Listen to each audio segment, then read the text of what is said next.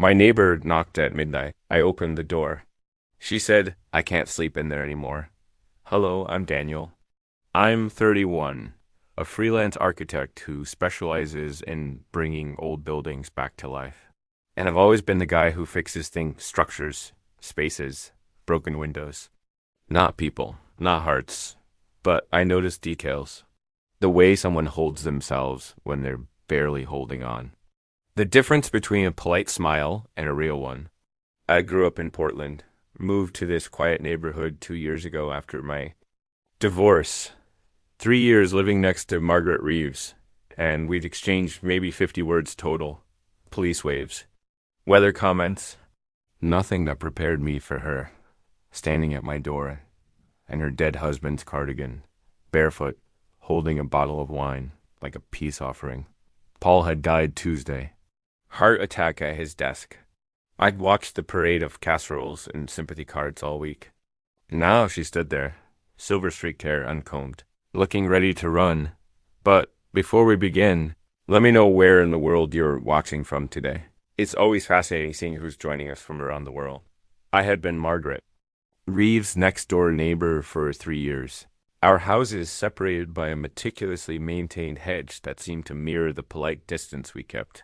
From my home office window, I would occasionally glimpse her leaving for her hospital shifts, elegant even in navy scrubs, her auburn hair caught in the morning light. We exchanged waves, seasonal pleasantries, and the occasional comment about the weather, the kind of interaction that defines so many suburban relationships. That carefully maintained distance shattered last Tuesday when Paul died. I remember hearing the sirens first, then watching through my window as 2 police cars pulled up to their house. Margaret wasn't home. She was working her usual cardiac unit shift at St. Mary's. Paul had collapsed at his office, they said. A massive heart attack, sudden and final.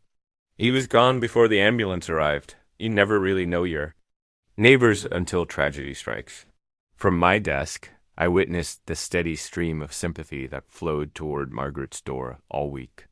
Casseroles and glass dishes, flower arrangements, cards, and well-meaning visitors who stayed anywhere from 10 minutes to 2 hours. I watched Margaret receive them all with grace, though even from across the hedge, I could see the strain in her smile growing heavier with each passing day. The parade of sympathy finally ended Sunday evening. I had settled into my usual late night routine, poring over blueprints for the Monroe Theater restoration project. The old building needed careful attention to preserve its Art Deco details while bringing it up to code. Past midnight. The only sound was my mechanical pencil scratching against paper as I worked through various solutions. That's when I heard it, the softest knock imaginable, like someone hoping to both be heard and not heard at the same time. Through the peephole, I saw Margaret standing on my front porch. She was barefoot, wearing an oversized cardigan that seemed to swallow her frame. A bottle of wine dangled from her fingers, and her posture suggested she was 1 second away from turning and fleeing back across our shared lawn.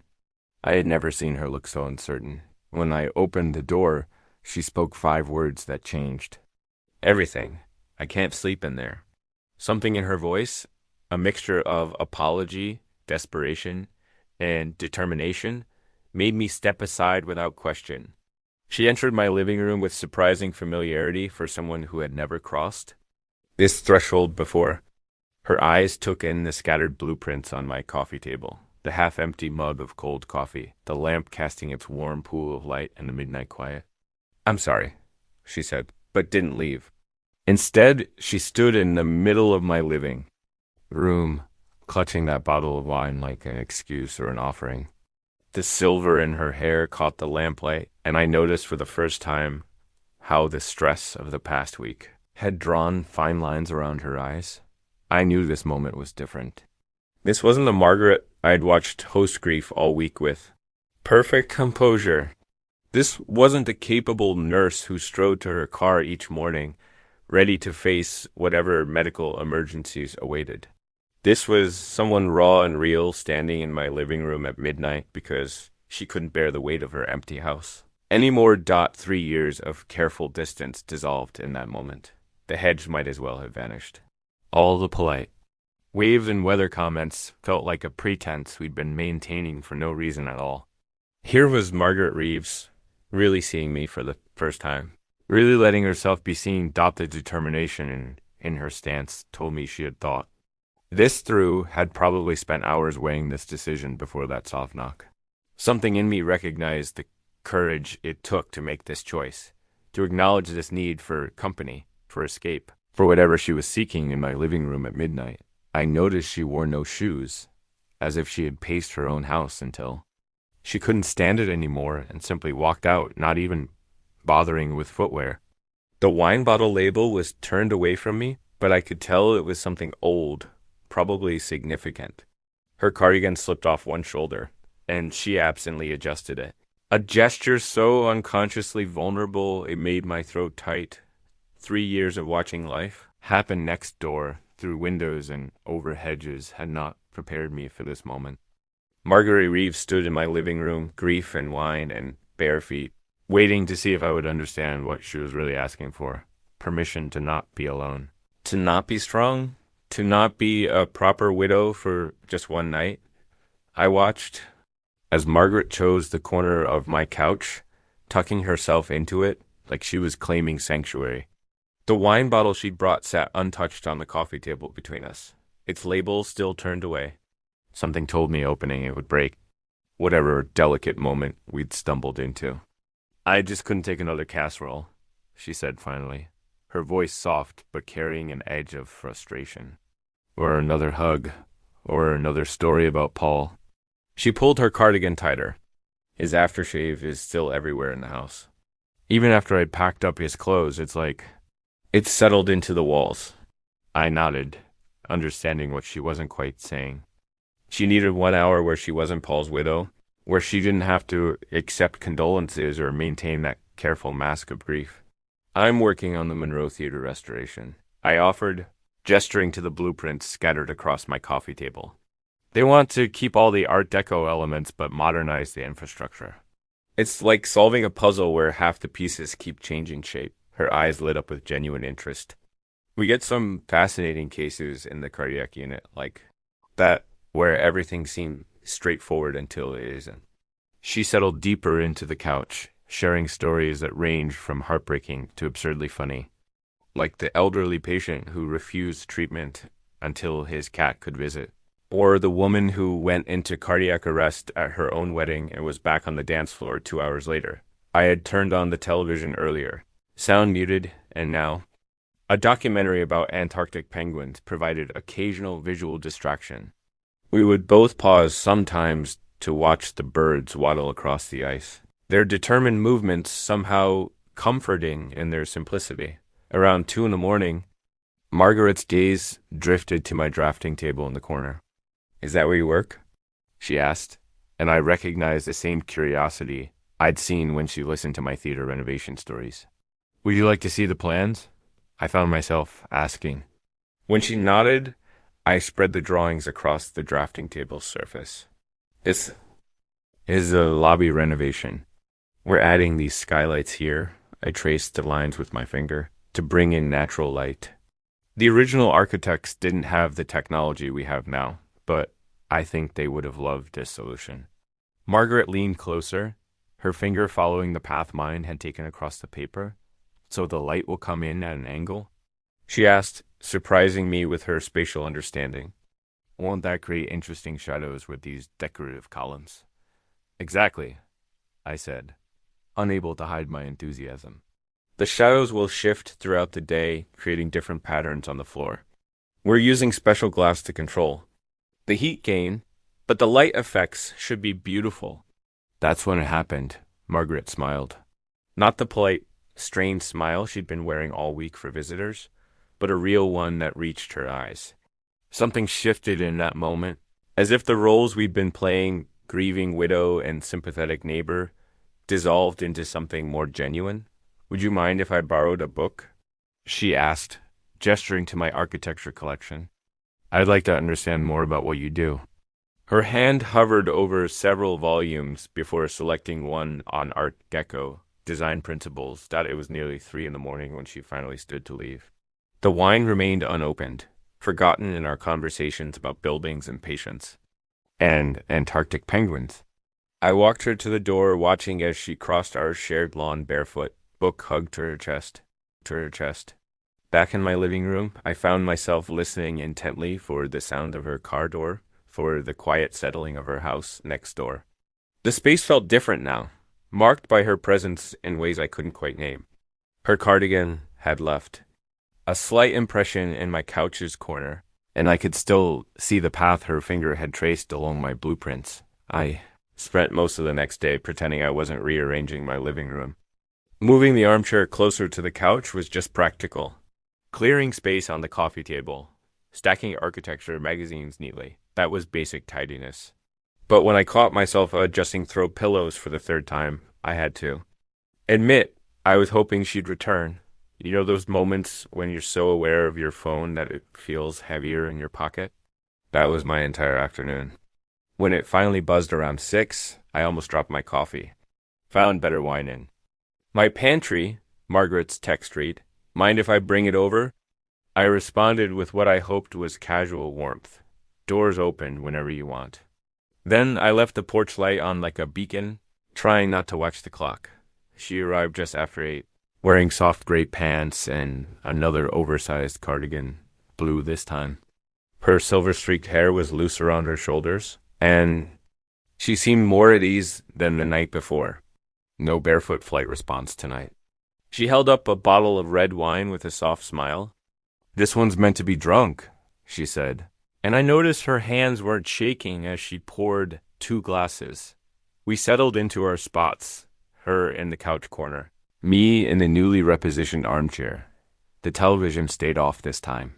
Margaret took a slow sip of wine before speaking. 23 years, she said, her eyes focused somewhere past my shoulder. That's how long Paul and I were married? It was ... comfortable. Safe. She turned the wine glass between her fingers. We were good partners, excellent roommates really, but passion? That had faded so long ago, I'd almost forgotten what it felt like. I stayed quiet, sensing she needed space to unfold these thoughts. And now I feel guilty, she continued, because I'm not destroyed. Sad, yes. Lost, sometimes. But not shattered the way everyone expects. Is there something wrong with me that I'm here, in your living room, instead of sitting alone with his memory? Does grief have a proper shape? I asked softly. Her green eyes met mine, sharp with recognition. That's exactly it. Everyone has this expectation of how widowhood should look. Meanwhile, I'm failing at it spectacularly by seeking conversation with my younger neighbor. I don't think there's a grading system for loss, I offered, earning. A small laugh from her dots, she shifted on the couch, tucking her feet under her. Tell me about your life, she said. What brings you to spend your evenings drafting dream houses? The question caught me off guard with its perception. I took a careful sip of wine before answering. After my divorce 2 years ago, I started. Sketching houses I'll probably never build, I admitted. Each one is different, some modern, some traditional, some barely possible. But they all have these perfect spaces for morning coffee or reading late at night or hosting friends for dinner. I paused, suddenly aware of how revealing this was. I guess I'm designing the home I never quite had. Margaret's expression softened. With understanding. Emotional architecture, she murmured. You're building feelings into floor plans. No one had ever understood it quite like that before. I found myself nodding, oddly moved by her insight. People had expectations about my divorce, too, I said. They wanted dramatic stories of betrayal or fighting. The truth was quieter. We just slowly became strangers living in the same house. Sometimes I think that's harder for people to accept. Then a clean break. They want performance, Margaret agreed. A certain display of grief or failure or whatever you're going through. Reality is messier. The hours slipped past midnight again, our conversation wandering through topics both light and heavy. Margaret told me about her early dreams of becoming an engineer before choosing nursing for its stability. I shared stories about restoration projects that went hilariously wrong. But underneath it all was this current of understanding. two people who knew what it meant to live in the gap between expectations and reality. When she spoke about Paul now, it was with more nuance than grief alone could capture. 23. Years of small kindnesses and minor frustrations, of shared routines and separate dreams. I found myself opening up about my own failed marriage in return, admitting to the loneliness of realizing you can live beside someone for years and still not really know them. The wine was long finished, but neither of us seemed inclined to end the evening. There is something addictive about being truly heard, about having space to be complicated and imperfect by Thursday night. We'd fallen into an easy rhythm that felt both new and familiar. Like clockwork, my phone would buzz around 11 o'clock. With Margaret's text, I already started leaving the porch light on by 10:45, a small beacon of welcome that seemed to glow a bit warmer each evening. There's something about those hours after 11 that makes truth flow easier. Maybe it's the quiet settling over the neighborhood, or how darkness softens all the sharp edges of daylight expectations. Whatever it was, our conversations had started feeling like secrets shared in a space outside normal time. That Thursday, Margaret's knock came with an unexpected addition, the smell of Thai food wafting through my door. She held up 2 paper bags with a slight smile. "You mentioned craving pad Thai yesterday," she said, stepping inside. I had a late shift and passed by that place on Cedar Street. The fact that she'd remembered such a casual comment made something. Warm settle in my chest. We cleared space on the coffee table, pushing aside my scattered drafting papers and her borrowed architecture books. "The hospital was chaos today," she said, passing me chopsticks. I needed this kind of evening to reset. I noticed she'd changed out of her scrubs into soft black pants and another of her signature cardigans, this one a deep green that brought out her eyes. Her hair was pulled back, but strands had escaped during her shift, framing her face in a way that made her look softer, more approachable than our first careful years as neighbors dot after dinner. I mentioned struggling with a particular section of the theater restoration, a problematic staircase that needed to preserve historical elements while meeting modern safety codes. Margaret's eyes lit up with interest. "Show me?"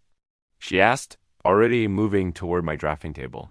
I spread out the blueprints, explaining the challenge. She leaned over my shoulder to study the drawings, and suddenly I was acutely aware of her presence in a way I hadn't been before. The subtle warmth of her body just inches from mine. The escaped strands of her hair occasionally brushing my shoulder as she pointed to different sections of the blueprint. "What if you reversed the flow here?" she asked, reaching past me too. Trace a line with her finger. Her other hand rested lightly on my arm for balance, and I found myself holding perfectly still, caught between wanting to lean into the contact and being afraid to acknowledge it, her spatial understanding surprised. Me, she saw solutions I'd missed, asking questions that revealed an engineer's mind beneath the nurse's training. Each time she got excited about an idea, her hand would squeeze my arm unconsciously, sending little sparks of awareness through my skin. Time stretched like warm honey, measured in the space between her suggestions and my responses, in the careful dance of 2 people becoming increasingly conscious of each other's physical presence. The air felt charged with possibility, with words we weren't quite ready to speak. Then Margaret seemed to suddenly realize how close she was standing. She pulled back quickly, wrapping her cardigan tighter around herself. "I'm sorry," she said, taking another step away from the drafting table. "I didn't mean to overstep or make you uncomfortable. Sometimes I get carried away with problem solving and forget about personal space." "You haven't overstepped," I said quietly, turning to face her. "Actually, the house feels most alive since you started visiting." The words slipped out before I could second guess them, honest in that way that only seems possible after 11 at night. I watched the impact of them move across her face. Surprise, followed by something deeper. More complex. Margaret stood very still, one hand still, clutching her cardigan closed. I could see her processing what I'd said, what it might mean, what was building in these late-night hours between a widow and her younger neighbor. Neither of us seemed ready to name it directly, but it hung in the air between us like a held breath. She opened her mouth as if to speak, then closed it again. Her eyes met mine with a mix of uncertainty and something that looked almost like hope. We stayed in that moment, balanced on the edge of whatever this was becoming, neither pushing forward nor stepping back. The blueprint lay forgotten on the drafting table, but I remained aware of her fingertips resting just inches from mine on its surface. Every small movement felt magnified. The slight shake in her hand as she tucked back a strand of hair. The way her throat moved as she swallowed whatever words she decided not to say. The tension hung between us like a physical presence. Margaret's eyes held mine for a long moment before dropping to where her fingers still rested near the blueprint. When she finally spoke, her voice was barely above a whisper. "I'm 20 years older than you." The words came out like she was reminding herself more than telling me. I watched her shoulders tense slightly, as if bracing for my response. But I had enough nights to think about this. Enough quiet moments watching her trace pencil lines and share midnight confessions. "I know," I said simply, letting my certainty show in my voice. "And I don't care." The silence that followed felt enormous, like standing at the edge of something vast. A cliff over deep water. That moment, before deciding whether to step back to safety or take the exhilarating plunge forward. Margaret's fingers traced invisible patterns on the drafting table while she processed my words. When she looked up again, there was a careful kind of vulnerability in her expression. "Do you want to stop these visits?" she asked, her practical tone not quite hiding the tremor beneath. "We could go back to being just neighbors before this gets..." She gestured vaguely between us, leaving the sentence unfinished. "No," I said. Immediately, then gentled my voice. "Definitely not." Something shifted in her posture at my answer. She moved away from the drafting table, settling back onto the couch, but this time she positioned herself closer than our usual careful distance. Our knees touched, a deliberate contact that felt like a test, like a question asked in the language of proximity rather than words. "Do you really understand what we're walking toward?" Margaret asked, her voice soft but intent. "The complications, the judgments we'd face? People would talk. Your friends, my colleagues." She trailed off, watching my face carefully. I took my time considering her question, knowing she deserved a real answer, not just an impulsive reassurance. The lamp on my end table cast a warm glow across her features, highlighting the silver. Strands in her auburn hair, strands that had started to feel beautiful to me rather than markers of our age difference. "Being around you makes me feel possibility again," I said finally. "These past few nights, waiting for your text, talking. Until the early hours, it's become the highlight of my days. Everything else feels dim in comparison." I let out a small laugh. "I actually reorganized my living room 3 times on Tuesday, just hoping you'd text again." That earned me a hint of a smile, though her eyes remained serious. "I thought this part of my life was over," she admitted, her hands twisting together in her lap. After 23 years of marriage, wanting someone new feels like both betrayal and freedom at the same time. Her voice caught slightly. "I don't know how to reconcile those feelings." "Maybe they don't need reconciling," I suggested gently. "Maybe they can just exist together while you figure it out." Margaret looked at me then with an expression caught between hope and caution, like someone seeing sunshine after a long storm, but still wary of rain.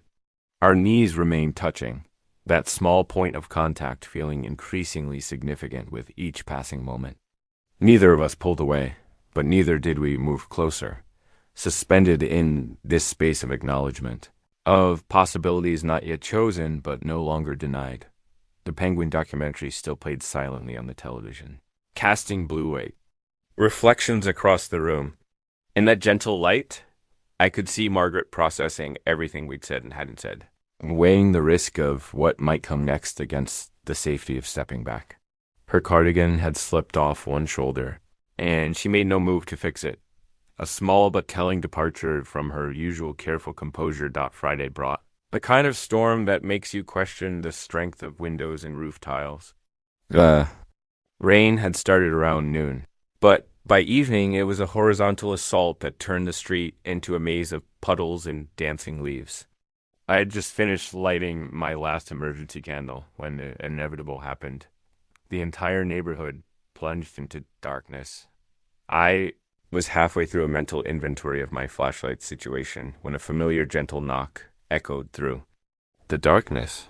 Through the peephole, I could see Margaret's silhouette illuminated by the beam of a flashlight, her cardigan pulled tight against the wind. "I came prepared," she said when I opened the door, holding up a canvas bag that clinked, with what turned out to be an impressive array of battery-powered lanterns and extra flashlights. But there was something else in her expression, a nervous energy that had nothing to do with the weather dot. We set up the lanterns around my living room, creating pools of soft light that made everything feel suspended from reality. The storm hammered against the windows, but inside time seemed to slow down. I watched Margaret arrange the last lantern, her movements deliberate, like she was gathering courage. "I have a confession," she said finally, turning to face me. The lantern light caught the silver in her hair, making it shimmer. "I have been looking forward to this all day. Even during the funeral planning meeting with Paul's family, all I could think about was seeing you tonight." She let out a shaky breath. "Is that terrible?" "No," I said softly. "Not terrible at all." She settled onto the couch, and I noticed she chose to sit closer than our usual careful distance. The storm's background roar seemed to create a cocoon around us, making honesty easier in the semi-darkness. "I thought that part of me was dead," Margaret continued, her voice barely above a whisper. "Desire, want, the ability to look at someone and feel ... She trailed off, her hands twisting in her lap. "It's been years since I felt anything like this. And now it's all tangled up with guilt because Paul's only been gone 11 days. And here I am feeling more alive than I have in decades." I stayed quiet, giving her space to find the words she needed. A flash of lightning illuminated her face. For a moment, and I caught the conflict in her expression, the war between what she wanted and what she thought she should want. "When I'm with you," she said slowly, "I remember who I was before I became half of something else. Before I learned to make myself smaller to fit into someone else's life." She looked up at me then, her eyes reflecting the lantern light. "You made me feel like myself again, the self I'd forgotten existed." The confession hung between us in the candlelit darkness. I could see her pulse fluttering at her throat, could feel the importance of how I responded to this vulnerability. "You've made me believe in possibility again," I told her, turning slightly to face her more fully. "Every night this week, I found myself watching the clock, waiting for your text. The world feels different when you're here, more real." Somehow, I paused, choosing my next words carefully. "And your age, ... it means nothing compared to this connection. Nothing compared to how alive I feel when we're together." Margaret studied my face in the gentle light, searching for any hint of doubt or hesitation she wouldn't find. I could see her processing my words, weighing them against her own fears and hopes. The storm continued its assault outside, but in here we existed in a pocket of calm, of possibility. "I keep waiting," she admitted, "for this to feel wrong. For guilt to overwhelm everything else, but instead ... She took a deep breath, and I could see resolution building in her expression. "Instead, I find myself thinking about you during hospital rounds, wondering what you'll say about my stories. Looking forward to seeing your latest designs." Her voice grew stronger with each admission. "I've spent so many years being careful, being appropriate, and now..." I watched the play of emotions across her face, recognizing that she was approaching something monumental, a decision that would reshape everything between us. The candlelight cast soft shadows that made her look both younger and timeless, and in that moment, I understood with perfect clarity that whatever she decided next would change both our lives irrevocably. Thunder cracked overhead, making the windows rattle, but neither of us looked away from each other. Margaret's hands had stopped their nervous movement, and there was something new in her expression, a certainty beginning to overcome the doubt. The storm seemed to pause, holding its breath with us in that candlelit moment. Margaret's expression had shifted from uncertainty to something more resolute, more present. I watched as she lifted her hand, hesitating for just a heartbeat before letting her fingers brush against my cheek. The touch was featherlight, but deliberate, carrying the weight of conscious choice. She leaned forward slowly, giving me time to understand her intention, to move away if I wanted. But I stayed perfectly still, my heart thundering louder than the storm outside. When her lips met mine, it wasn't the rushed impulse of desire, but something more considered, a decision made with full awareness of its consequences. Her hands came up to frame my face, thumbs tracing along my jawline as if she were committing every detail to memory. The kiss was gentle at first, almost questioning, but filled with certainty. This wasn't a moment of weakness or confusion. It was Margaret choosing to cross a line we'd been circling all week. When she finally pulled back, just enough to whisper against my lips, her voice carried equal measures of hope and concern. Concern. "Are you certain?" she asked, her breath warm against my skin. "Truly certain?" In answer, I slid my hand into her hair, drawing her back to me. I felt her smile against my lips, relief and joy mingling together as she melted into the kiss. This time, there was no hesitation. Every midnight conversation, every shared laugh, every moment of understanding between us seemed to pour into this connection. Her fingers curled against my neck as the kiss deepened, acknowledging everything that had been building between us during these late-night visits. Particularly loud crack of thunder made Margaret jump slightly, breaking the kiss. She pulled back enough to meet my eyes, and I could see the complex mix of emotions playing across her face. Desire was there, clear and bright, but shadowed by lingering uncertainty. I recognized her internal struggle, the battle between what she wanted and what she felt she should want. Between desire and propriety, between moving forward and holding back. "I keep thinking about timing," she admitted, her hand still resting against my neck, about what people would say, about whether it's disrespectful to feel this way so soon. The candlelight caught the vulnerability in her eyes. "But when I'm kissing you, none of that seemed to matter." I caught her free hand in mine, running my thumb across her knuckles. "There's no rule book for this," I told her softly. "No prescribed timeline for when it's okay to feel connection again, to want something for yourself." Margaret considered this, her fingers intertwining with mine. The storm continued its assault outside, but in here we existed in our own bubble of warmth and possibility. I watched as something settled in her expression, not quite resolution, but a step toward it. "Your place or mine?" she asked quietly, the question carrying weight far beyond simple logistics. I understood immediately what she was really asking. Choosing her house meant crossing more than just the property line. It meant entering a space still holding echoes of her past, still containing traces of the life she'd shared with Paul. It was a bigger step than simply continuing what we'd started here in my living room. Looking at her in the gentle lantern light, I could see she was already wrestling with the implications of her own question. The rain drummed against the windows, filling the silence as we both recognized the significance of what would happen next. The decision seemed to make itself. "Your house?" I said softly, understanding the weight of what I was offering. "If you're ready." Margaret nodded, a mix of nervousness and determination in her eyes. We gathered the lanterns, and she slipped her hand into mine as we stepped out into the rain. The storm had lessened to a steady downpour, but we still ran across our shared lawn, laughing as warm summer rain soaked through our clothes. 3 years of watching her come and go through that front door, and now she was leading me across the threshold that had separated our lives.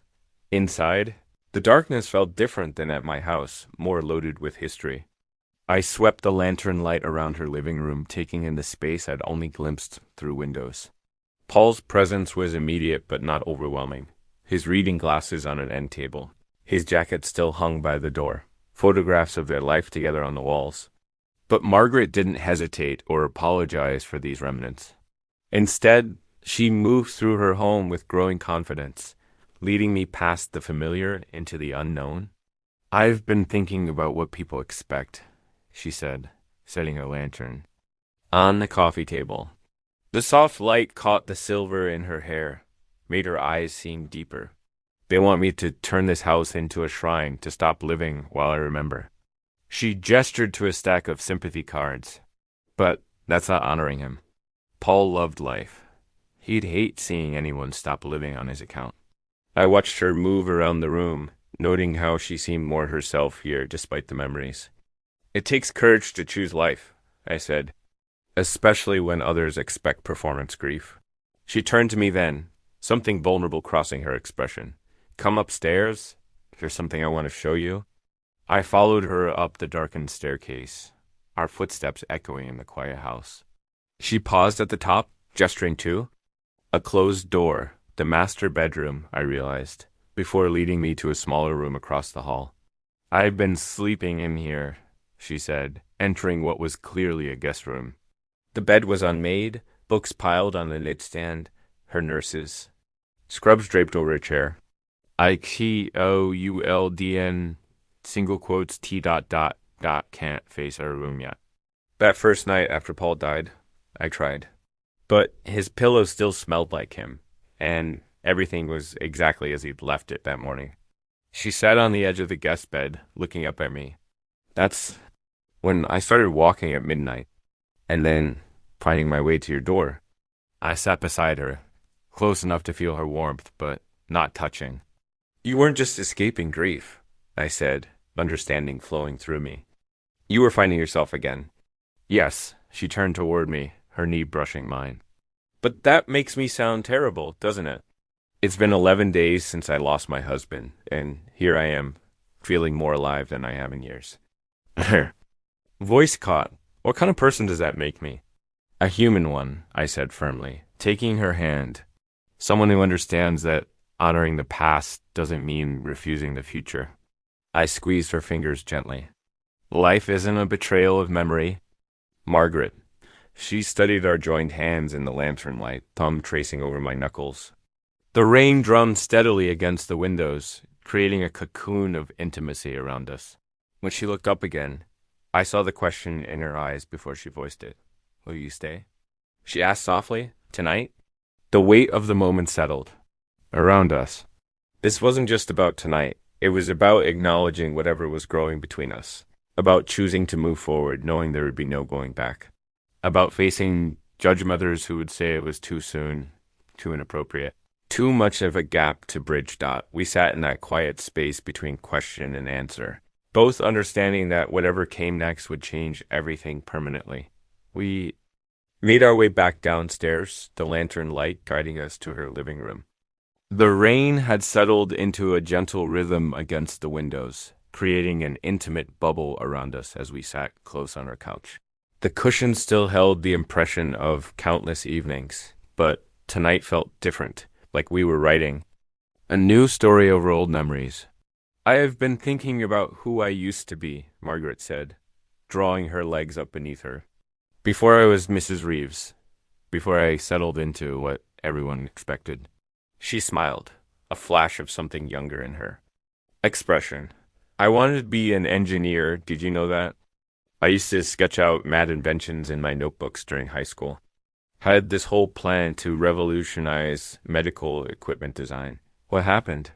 I asked, watching how animated she became talking about her younger self. Life, responsibility, practicality. Nursing seemed safer, more stable. Then I met Paul, and she shrugged, but there was no bitterness in it. We build our lives choice by choice, until one day we look up and wonder how we drifted so far from who we thought we'd be. I see her, though, I said softly. That woman you were? She's the one who shows up at my door at midnight, who understands spatial design intuitively, who's brave enough to choose something unexpected. Margaret turned to face me fully, her knee pressing against mine. We should talk about what this means, practically speaking. The neighbors will notice eventually, Paul's family. She took a deep breath. They're already concerned, I'm not. Grieving properly when they find out about us, about the age difference especially. 20 years, I acknowledged, not backing away from the number. which matters a lot less to me than how you make me feel alive, how you understand. Parts of me I've never shared with anyone else. The world won't see it that way, she said, but her hand found mine in the darkness. There will be judgment, whispers, probably some direct confrontations. I know. I traced my thumb across her palm, and I'm still here. Still choosing this. Choosing you. Her breath caught slightly. I haven't felt understood like this in maybe ever. Even with Paul, as good as he was, there were parts of myself I learned to keep quiet. But with you, she gestured to the drafting supplies I brought over earlier. And you make me want to dust off those old dreams, to remember the woman who thought she could design something revolutionary. You make me want to build real things, I admitted, not just draft endless variations of dreams on paper. Since my divorce, I've been sketching possibilities without ever believing in them. But talking with you these past nights, showing you my work, suddenly the plans feel solid, possible. Margaret shifted closer, her free hand coming up to trace my jaw. When she kissed me this time, it was slower than before, deliberate, savoring, full of choice rather than impulse. I could feel her smile against my lips, a mixture of joy and lingering disbelief that we were here, doing this. When she pulled back, her eyes were bright in the lantern light. She stood, still holding my hand, and I understood the invitation before she spoke. But she paused, giving us both one final moment to consider everything. The complications, the challenges, the reality of what choosing each other meant. I squeezed her hand in response, standing to join her. No hesitation, no doubt. We had named all the reasons this could be difficult, acknowledged every obstacle we'd face. And still, we chose. Margaret led me toward the stairs, each step a conscious decision to move forward together.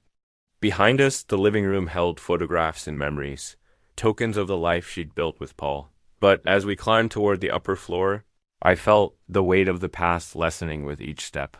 We weren't erasing what came before. We were choosing to write something new, something unexpected and real. Despite everything that said we shouldn't, the rain continued its gentle percussion against the windows, witnessing our slow ascent into whatever waited ahead. Margaret's hand remained warm in mine, steady and sure as we left our old definitions behind. I woke to unfamiliar softness, the morning light painting everything in gentle shades through cream-colored curtains I'd never seen before. Margaret's guest room felt different in daylight, warmer, more real. The digital clock on the nightstand read 6:45, early enough that the world still felt suspended between night and day. Margaret was already awake beside me, propped on one elbow, watching me with an expression that mixed wonder with lingering disbelief. Her hair caught the morning light, turning the silver strands to platinum among the auburn. "Hi," she whispered, like she was testing whether this moment was real. "Hi," I whispered back, turning to face her. "You're thinking very loudly." That earned me a soft smile. "I thought I'd wake up feeling guilty," she admitted, tracing patterns on the sheet between us. "I kept waiting for it last night and again this morning." But instead, double quotes, she paused, considering her words carefully. "Instead, I feel like myself more than I have in years, maybe decades." "You look beautiful in this light," I told her, watching. Joy spread across her features. Then, unexpectedly, she laughed, her first real laugh since Paul's death. The sound filled the room like sunshine. "We should probably talk about ... She gestured vaguely between us. "All of this, how we handle it, whether we tell anyone yet." I nodded, understanding the weight of these questions. "What are you thinking?" "I think..." She shifted closer, her voice thoughtful. "I think we need time to understand what this is ourselves before we face everyone else's opinions. Paul's family is already watching for signs I'm not grieving properly. And the age difference..." "I agree about taking time," I said, reaching for her hand. "But I won't hide or pretend nothing's changed. You mean too much for that." Margaret's eyes went soft at my certainty. She leaned in and kissed me, gentle gratitude in the gesture. "Thank you," she murmured against my lips, We dressed slowly, reluctant to break whatever spell the morning held. I watched as Margaret picked up my flannel shirt from where it had landed the night before, slipping it over her shoulders instead of reaching for her own clothes. The sight of her in my shirt, sleeves rolled up at her wrists, struck me with unexpected intimacy. She caught me staring and smiled, a hint of mischief in her expression that made her look younger, freer. "I might keep this," she said, smoothing her hands down the front of my shirt. "It looks better on you anyway," I replied, and her answering smile held promises of more mornings like this one. I followed Margaret downstairs to her kitchen, where morning light spilled across familiar countertops I'd only glimpsed through. Windows before, she moved through her coffee-making routine with practiced grace, grinding beans, heating water, preparing the French press. The domestic intimacy of watching her in her space, knowing I belonged here now, made my chest tight. "With emotion? Porch?" she suggested, filling 2 oversized mugs. The invitation carried weight. Her covered front porch faced the entire neighborhood, complete with its well-worn swing where she usually had her morning coffee alone. "You sure?" I asked softly, understanding what it meant. She nodded determination, settling across her features. "Very." The sunrise painted everything in honey gold when we stepped outside. The spring morning crisp enough to make the coffee's warmth welcome. Margaret settled beside me on the swing, tucking herself against my side with her head finding my shoulder like it belonged there. The gentle creak of chains accompanied our slow swaying. I couldn't help thinking how this would look to others. The widow and her younger neighbor, not even 2 weeks after Paul's death. But Margaret's posture held no shame, no attempt to maintain grief's expected performance. This was a conscious claiming of happiness, whatever anyone might think. The click of dog nails on sidewalk announced Mrs. Chen's approach with her Yorkshire Terrier, right on schedule for their morning constitutional. I felt Margaret tense slightly against me, then purposefully relax.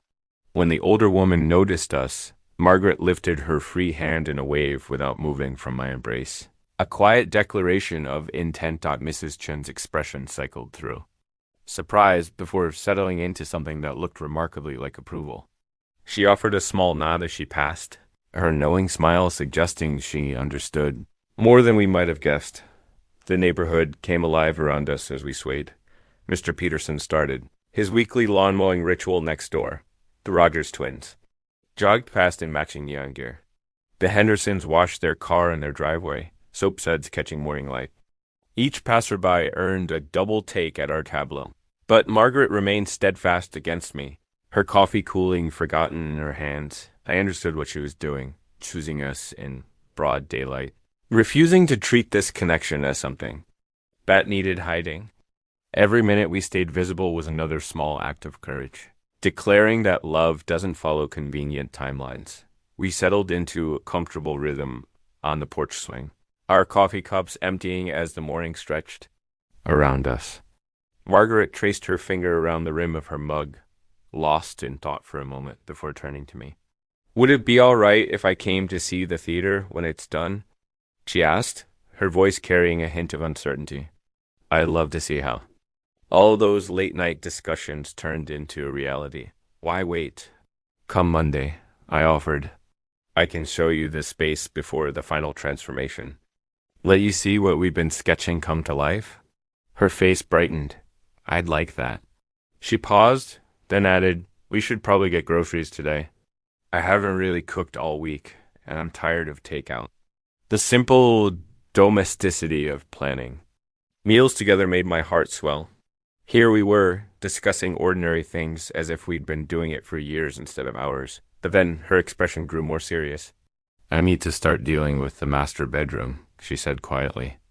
"Clear out Paul's things, make it feel like my space again. I can't keep sleeping in the guest room forever." "I'll help whenever you're ready," I assured her. No timeline, no pressure. "Just say the word." Margaret squeezed my hand.